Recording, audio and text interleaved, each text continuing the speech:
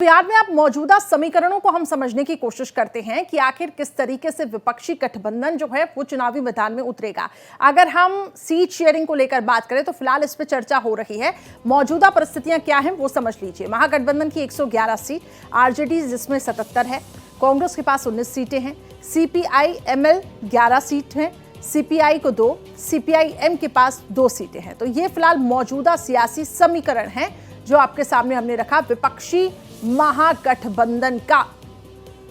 तो आरजेडी 77, कांग्रेस 19। अब देखिए, अब एनडीए का सियासी समीकरण समझिए। बीजेपी के पास 80, जेडीयू के पास 45, हम के पास 4, निर्दलीय के पास 2 सीटें।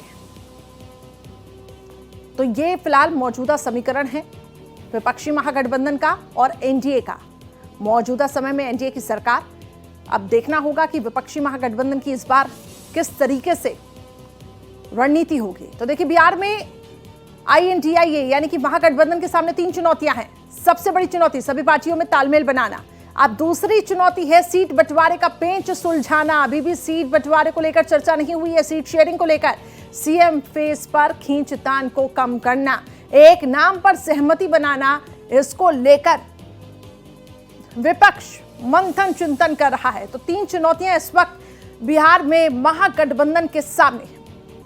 तो आखिर किस तरीके से इसको पार किया जाएगा देखना होगा। लेकिन फिलहाल आपको बता दें, सीट शेयरिंग को लेकर चर्चाएं चल रही हैं, सीएम फेस को लेकर खींचतान जारी है। किसको कितनी सीटें मिलेंगी, कौन मैदान में उतरेगा, सीएम फेस कौन होगा, तमाम ऐसी चीजें हैं जो कि बैठक में चर्चा का विषय होंगी।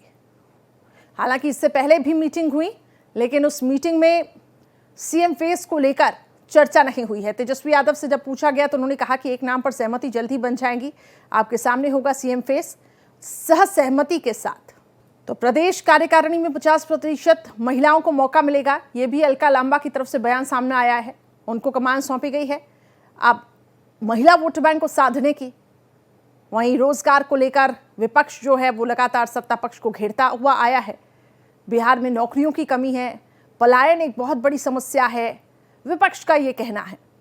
और लॉ एंड ऑर्डर को भी लेकर सरकार को कटघरे में विपक्ष खड़ा करते आया है। वहीं सत्ता पक्ष का कहना है कि काफी हद तक बिहार में क्राइम कंट्रोल हमने किया है, युवाओं को हम रोजगार दे रहे हैं। ज्योति राय इस वक्त हमारी सहयोगी फोन लाइन पर जुड़ चुकी हैं। ज्योति, बिहार चुनावों को लेकर कांग्रेस एक्टिव मोड में दिखाई दे रही है, तमाम रणनीतियों पर चर्चा हो रही है, लेकिन सवाल यह है कि विपक्षी गठबंधन पर सीएम फेस को लेकर पेंच फंसा हुआ है। सीट शेयरिंग को लेकर अभी तक चर्चा नहीं हुई है, आपके पास क्या जानकारी है?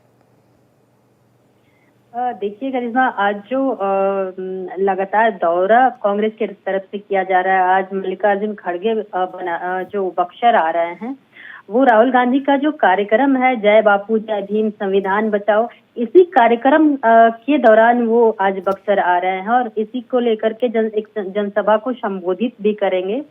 और ये कार्यक्रम जो कांग्रेस के तरफ से कहा भी जा रहा है कि दलितों, शोषितों और वंचितों के लिए कांग्रेस जो है वो काम कर रही है, इस पे फोकस कर रही है, जिसको कि विपक्ष इसके ऊपर ध्यान नहीं देता है। रही बात सीएम फेस को लेकर के, तो कहीं ना कहीं इस कांग्रेस की स्ट्रेटजी कही जा सकती है। कई तरह की जो पॉलिटिकल जो राजनीतिक विश्लेषक हैं वो अपनी अपनी बात करते हैं कि ये कांग्रेस की एक स्ट्रेटजी मानी जा रही है।